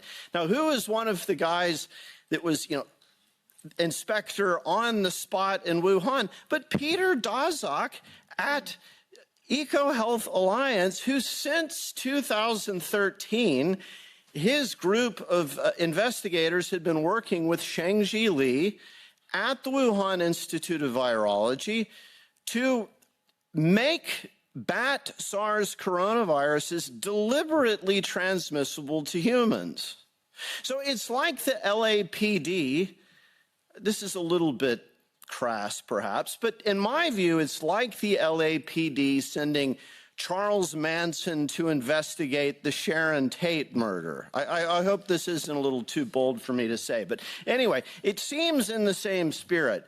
So why was Peter Daszak sent to investigate this, and why, amongst all of the possibilities that this long, beside-the-point report that he issued, of all the possible vectors for this emergence, he claimed that lab escape was extremely unlikely. This flies in the face of the documentation that he, Peter Daszak, Ralph Barrick at the University of North Carolina, Shangji Li, they themselves have an academic paper trail directly indicating that the most likely origin was from the Wuhan Institute of Virology, surprise, surprise, 2 miles from where the first cases emerged. And I should add, about 1,000 miles from the nearest bat caves in the tropical region of China. The other thing that I wanted to point out, the WHO pandemic agreement, I think this was already mentioned perhaps. It really privileges the emergency use authorization of new vaccine products. And I think this is kind of the stamp of approval. There's a novel experimental vaccine. The WHO puts its stamp. We need to fast track this in all of these different jurisdictions. So this should be very carefully looked at. I wanted to conclude, and this was expressly on the request of my superior at the McCullough Foundation, Dr. Peter McCullough. He has been fascinated and intrigued by this hantavirus outbreak on board this Dutch-flagged ship, the MV Hondius. And what we have been discovering in the last few weeks is that a lot of what the WHO is telling us about this is not plausible. There is one paper that was published in 1998, Padula et al., and this is the sole paper that is being referenced as evidence of human-to-human spread. We did an analysis of the paper. It's extremely controversial. Many experts in the field have called Padula et al.'s paper into question as to whether there is any human-to-human spread. But you would never know that from what is now being pronounced in the international media. And I think that we need to be paying very close attention to this. We are being given the impression that this is most likely human-to-human spread. We need this global regime of PCR testing, various possible measures are being foreshadowed that they may be coming our way once again in Europe. The other thing is, why is this vessel being sent to Rotterdam? It seems very strange that this has been handled in every respect in the way it was. The other thing that we noticed, there are no references in any of the reporting on this to specific rodent control logs on board this vessel. It seems to me it's the first thing the captain would refer to is, look at my rodent control logs. I'm not saying we've proven this, but this omission raises the suspicion that there's something in the log saying, well, we took these measures in response to some evidence of rodent activity on board. That would be the more plausible thing that needs to be clarified, but you notice very vague talk about rodent control. The vessel in particular had been in this Argentine port since November of last year with some brief excursions. I would want an investigator to look very, very closely at the provisioning of the vessel when it was in that port. The other thing I'll say about this is in 2022, Toledo et al. Wrote about this purported human-to-human transmission. The final conclusion of the paper was the balance of evidence does not, and this is a systemic review of all of the literature, does not support the claim of human-to-human transmission. So that is all to say the world needs to be very, very vigilant about what the WHO and its patrons are telling us about this latest so-called public health emergency. I'm John Leake. Thank you very much. I think you're going to have to move over because I'm going to have to share this. So our next speaker, Reggie Littlejohn, she also came all the way from the United States of America. She is the founder and president of Anti-Globalist International, an alliance to expose and oppose the encroachment of Chinese-style global governance. Ms. Littlejohn is co-founder of the Sovereignty Coalition, a non-partisan group determined to protect and defend U.S. national sovereignty and personal medical freedom against all enemies, foreign and domestic. She is the founder and president of Women's Rights Without Frontiers, combating coercive population control in China. An attorney from the United States, Ms. Littlejohn is graduate of Yale Law School. Ms. Littlejohn has testified 8 times at the United States Congress. She has delivered addresses, briefings, and remarks at the European, the British, the Irish, Canadian, Estonian parliaments, Den Haag, United Nations, State Department, White House, the Israeli Knesset, and the Vatican. She has been featured in written, radio, and internet TV pieces by BBC, CNN, CBN, C-SPAN, Fox News, the Ingraham Angle, The American Thinker, Breitbart, Voice of America, and numerous other news outlets. Thank you for giving us an additional insight. Thank you. Thank you very much. And thank you especially to MEP Christine Anderson, without whom none of these events would have happened. You really have opened the door to this discussion in the European Parliament and to all of Europe and really to all of the world. And I just got news that the Epoch Times and NTD TV are live streaming this event. So this is going all over the world. Thank you also to the ESN group and to MEP Bonte for hosting this event. All right, so does the passage of the WHO pandemic agreement on May 20th of 2025 create the framework to usher in a new era of globalist control masquerading as healthcare?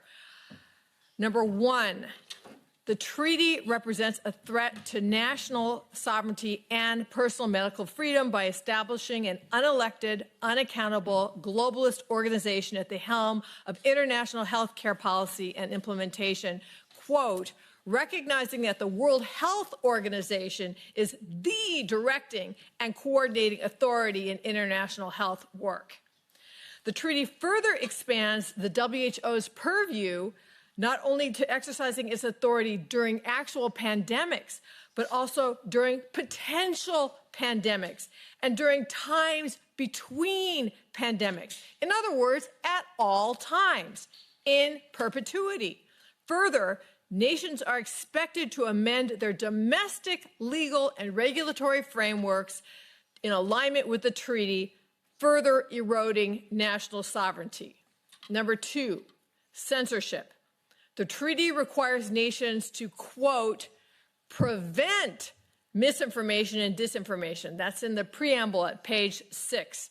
Misinformation and disinformation are not defined in the treaty, but we can discern what they are from the WHO's past behavior. And as MEP Bonte pointed out, there was a tweet from the WHO in January 2021, no human-to-human transmission of COVID-19 per Beijing. So if you said, no, there is human-to-human transmission, even though that statement is true, that would be called misinformation and disinformation. Not to be censored afterwards, but to be prevented before. So that's really chilling. How are they going to prevent it before it comes out? Restricting access to accurate data further subverts national sovereignty and personal medical freedom. How can nations or individuals make sovereign decisions over their medical affairs if they cannot access accurate information? Number 3, digital IDs. The treaty requires nations to develop, quote, national health information systems utilizing, quote, international data standards for interoperability. Now, I'm not going to, there was a brilliant event here at the European Parliament just a couple months ago about digital IDs and the connection to the World Health Organization. Please watch that. I'm not going to rehash all of that here, but what I will say is that even though the digital IDs are not specifically mentioned in the pandemic treaty, they are, the standards for them are set forth in the international health regulations, and these standards conform the digital infrastructure that could give rise to a Chinese-style social credit system. And if you want more information on that, watch the previous wonderful event here in the same room a couple months ago. One Health. Now, the One Health approach recognizes that the health of people is interconnected with animal health and the environment, which, as was mentioned, sounds plausible, but this interconnectedness can lead to surveillance and control of every aspect of life on Earth.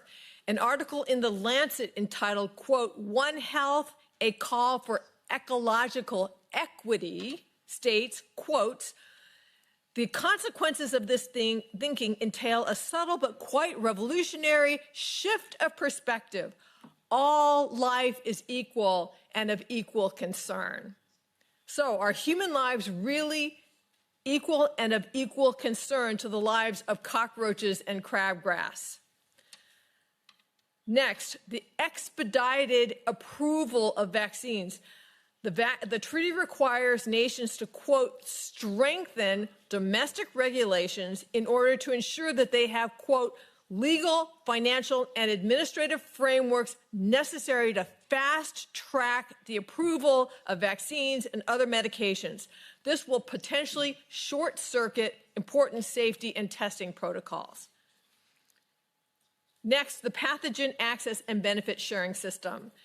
So we have pathogen access and we have benefit sharing. The pathogen access part of this is basically that the World Health Organization is requiring countries, to find if they find a pathogen, go out into your swamp, go out into your sewer system, go out into your jungle and find pathogens.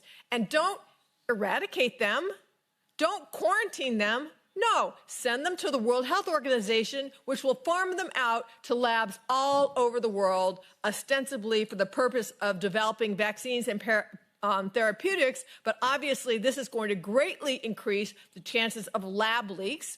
So to the extent that a lab leak caused COVID-19, we need to be very concerned about lab leaks. And also, there's no restriction on which countries are going to get these pathogens, including countries who are enemies of each other. So it's going to increase the chances of bioterrorist attacks. It's going to greatly enrich big pharma. It could lead to chronic lockdowns. And for those countries that are so inclined, for them to be indefinitely suspending our constitutional rights and human rights. Now, I will mention some things. My esteemed colleague Philip Kruse mentioned the Spiez lab in Switzerland.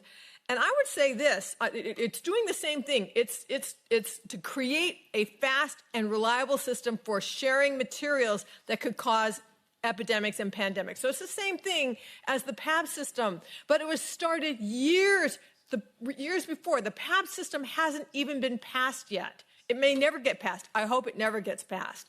The negotiations have been extended. But that didn't stop the World Health Organization from just founding this Spiez lab that does the exact same thing as the PABS system. So my question is, under what authority is the Spiez lab operating? And is the World Health Organization simply advancing the illusion that member states will determine how PABS will be governed through this annex that hasn't passed yet, when in reality, the WHO will do whatever it pleases, ultra-virus, regardless of any treaty or annex.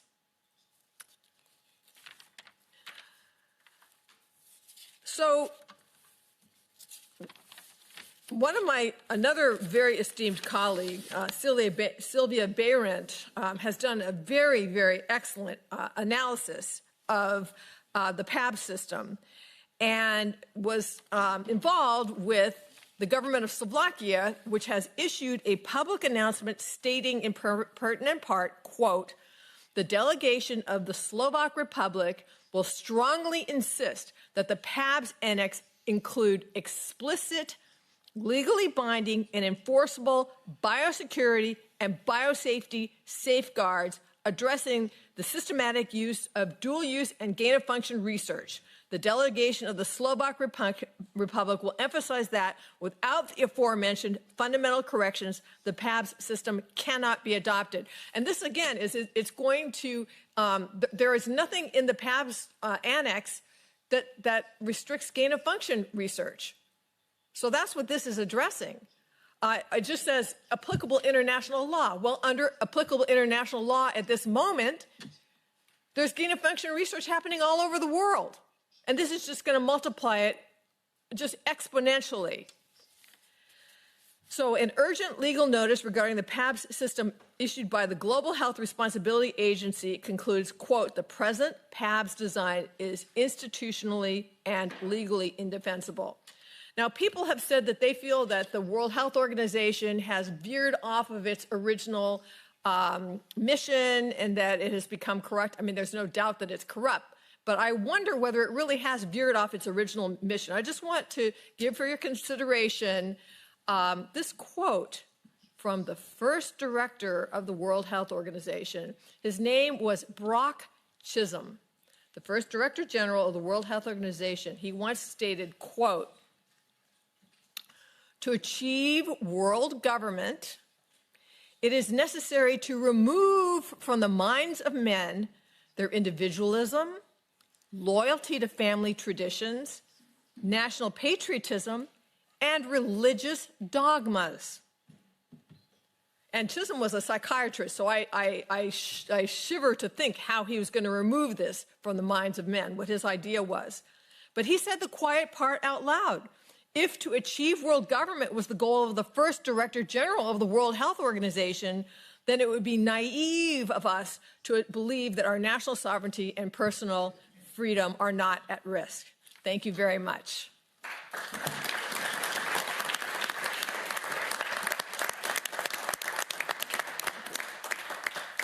Thank you, Mr. Leek and Mrs. Littlejohn, for sharing your valuable and very interesting insights also about the hantavirus, which is quite an actual topic. So, ladies and gentlemen, some closing reflections. Today we've heard 5 voices that are too rarely given a microphone here in Brussels.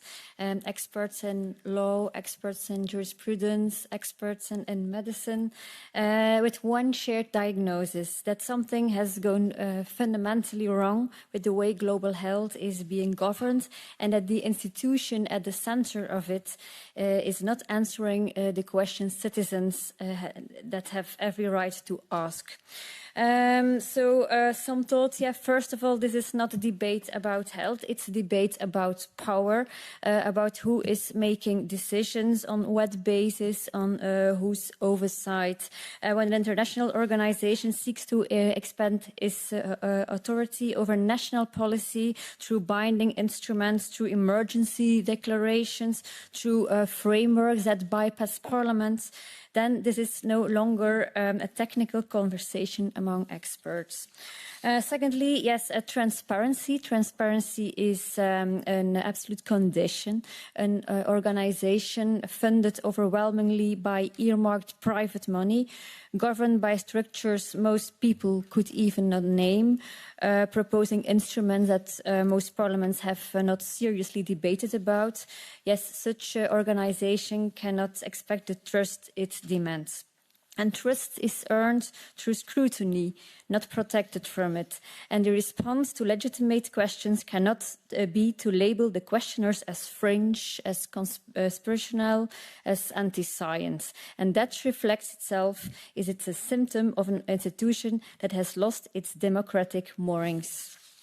And third, and most importantly, sovereignty, because sovereignty matters as a simple, hard-won principle that the people who live with the consequences of a decision should have a meaningful voice in making it. A pandemic agreement, an amendment to the international health regulations, a global health framework, mandatory vaccines.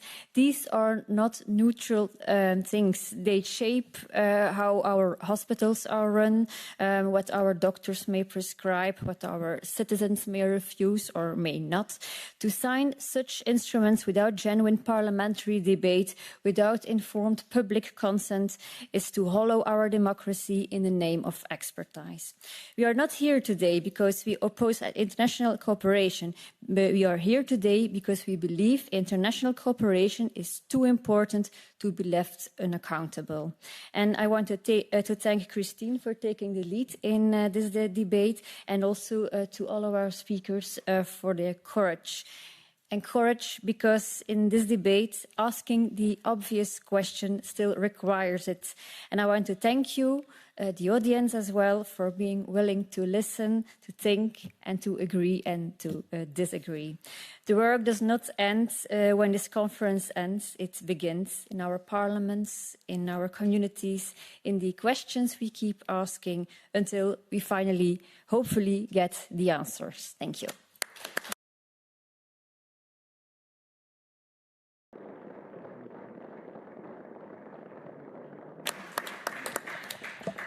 Yeah, thank you so much for your patience. That was a lot of information that we heard, and you might justifiably so ask yourself, why should I even care? I mean, what do I care what the WHO does? Or, you know, they're doing the right thing. I mean, they're experts, right? Well, let me start out by asking you a question. Had you not watched TV during the COVID pandemic, would you have even noticed that there was a pandemic going on? I think you know the answer to that question. So again, I'm asking you, turn off your television set. It's dumbing you down. But let me try all that information that we have heard today, and you're asking yourself, why should I even care? Let me try to put that into perspective, why you absolutely have to care about these matters. Because ultimately, we are talking about freedom, democracy, and the rule of law. And our lawmakers, our elected representatives, they're attacking it from every angle they can. Let me take you back briefly to the year 2009. Remember the swine flu? They were trying this before. They tried this before in 2009. It didn't work back then. I mean, they had it all going. You know, all the media was reporting about it. They had a vaccine going, you know, in no time whatsoever. The German government, they bought like 50 million doses. But it didn't work back then. The people were not hyperventilating. There was no alarm. They were not alarmed in any way. Why? Well, that's what they learned the last time. The public media was not on board. There was, you know, talk shows, but there were experts from both sides. You know, the one said, yeah, vaccine is a good idea. The other said, nah, I don't know. It hasn't even been tested or anything like that. So it didn't work. And the people were, after a few days, yeah, like, whatever. You know, shove your swine flu. It's not a big deal at all. And now, fast forward to 2020. And the years before specifically, remember all of those global simulation games? They had learned their lesson. They got the public media on board. They were part of the pandemic game plans. So all the media, all you heard was, oh my God, we're all gonna die. And you have to take an mRNA injection, so you will not die. In the end, it was like, well, you know, you take the mRNA injection. First it was, you don't get sick if you take it. Then it was like, well, you kind of do get sick, but not as bad as the others. And then it was like, well, yeah, you do get sick, like really bad, but you're not gonna die. And then it was like, well, you might even die, but at least you get to go to heaven. That was pretty much, you know, their narrative. So anyhow, they learned their lesson. They got the public media on board. And it worked beautifully. Well, for the most part. Because in the end, it didn't work. Because now there was this other thing that was called social media.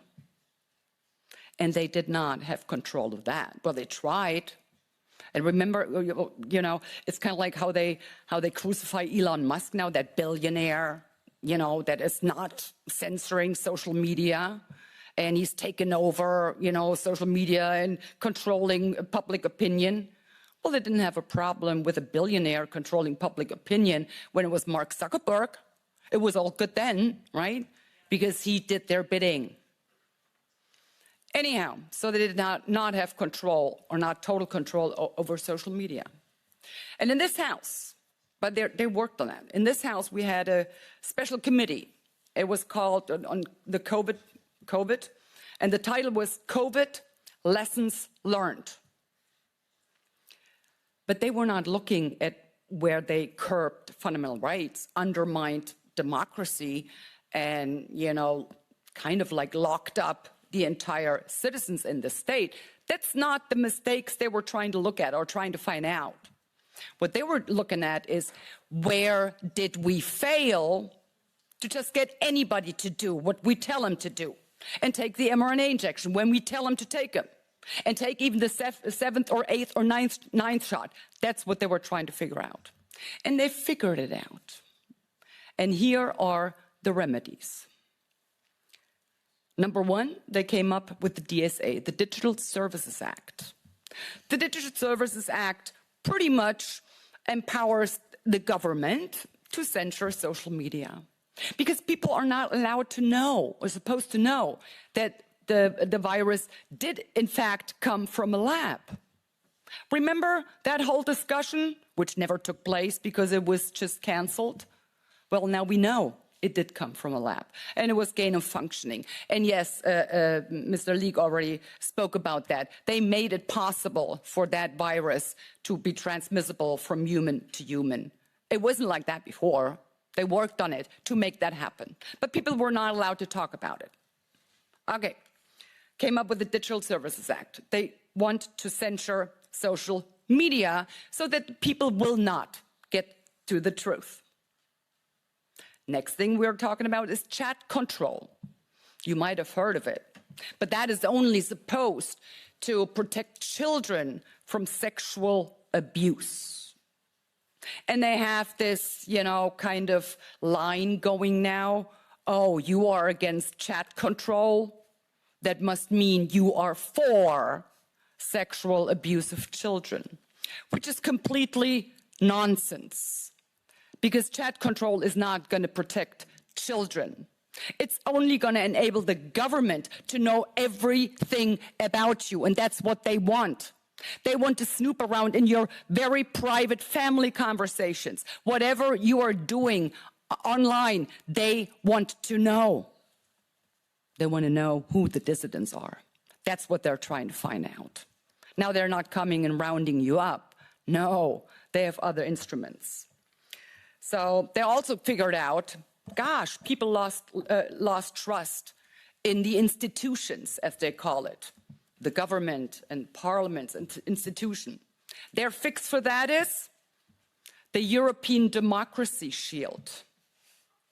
That's what they came up with. And once again, they're telling the people, we want to protect our democracy. Notice they're calling it our democracy. Our democracy is a completely different concept from democracy, how it was intended to be in the first place.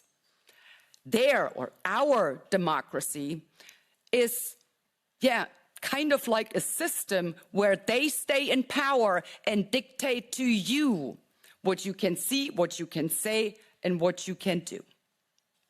That's the concept of our democracy.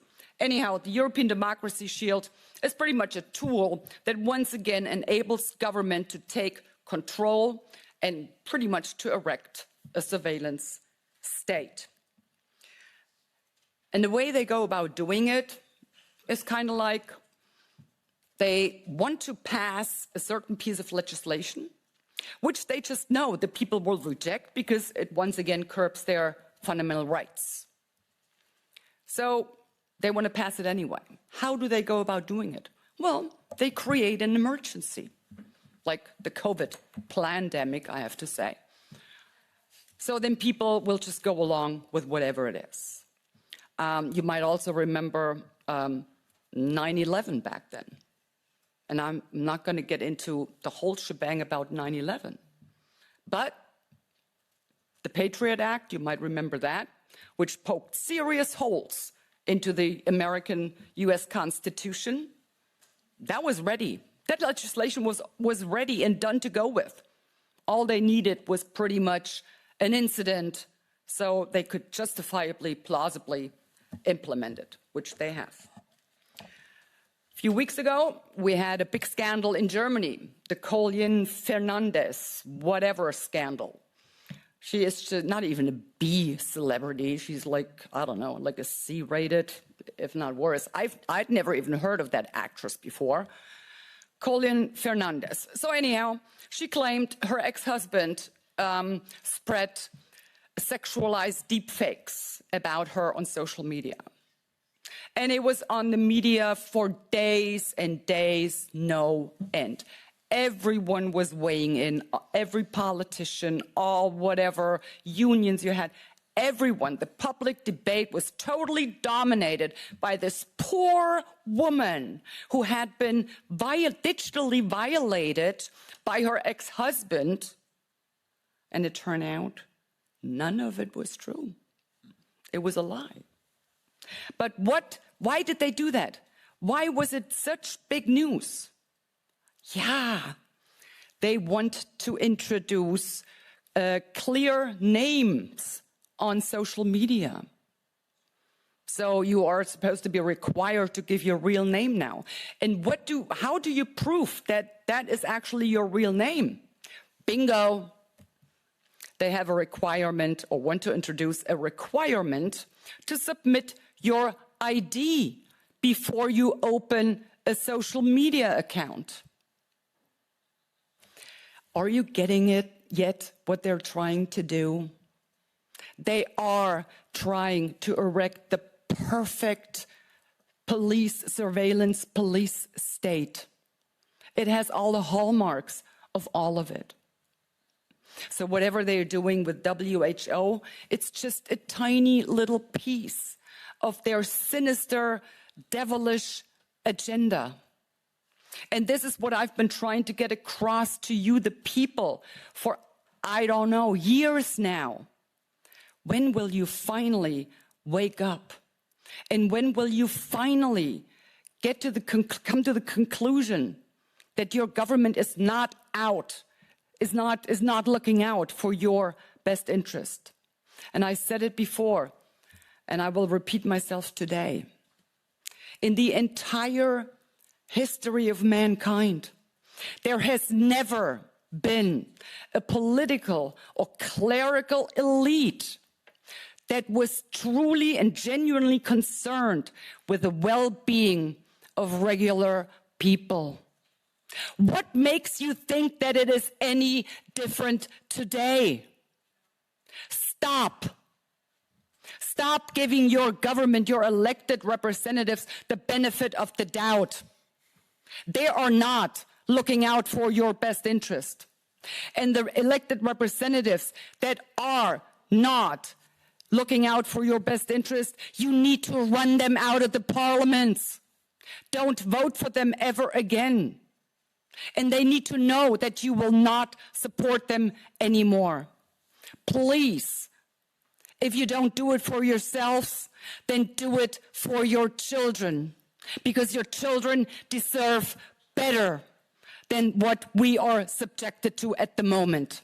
Do it for your children.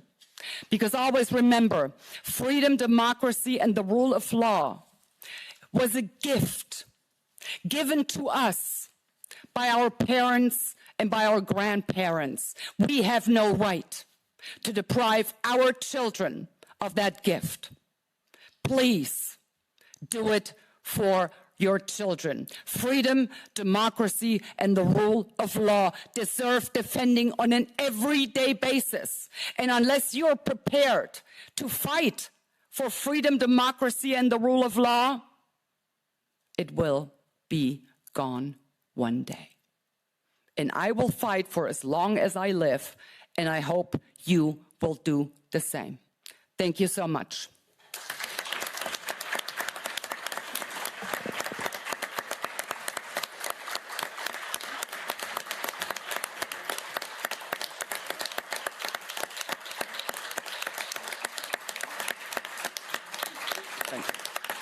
Thank you. This pretty much, unfortunately, we don't have time for Q&A anymore. This will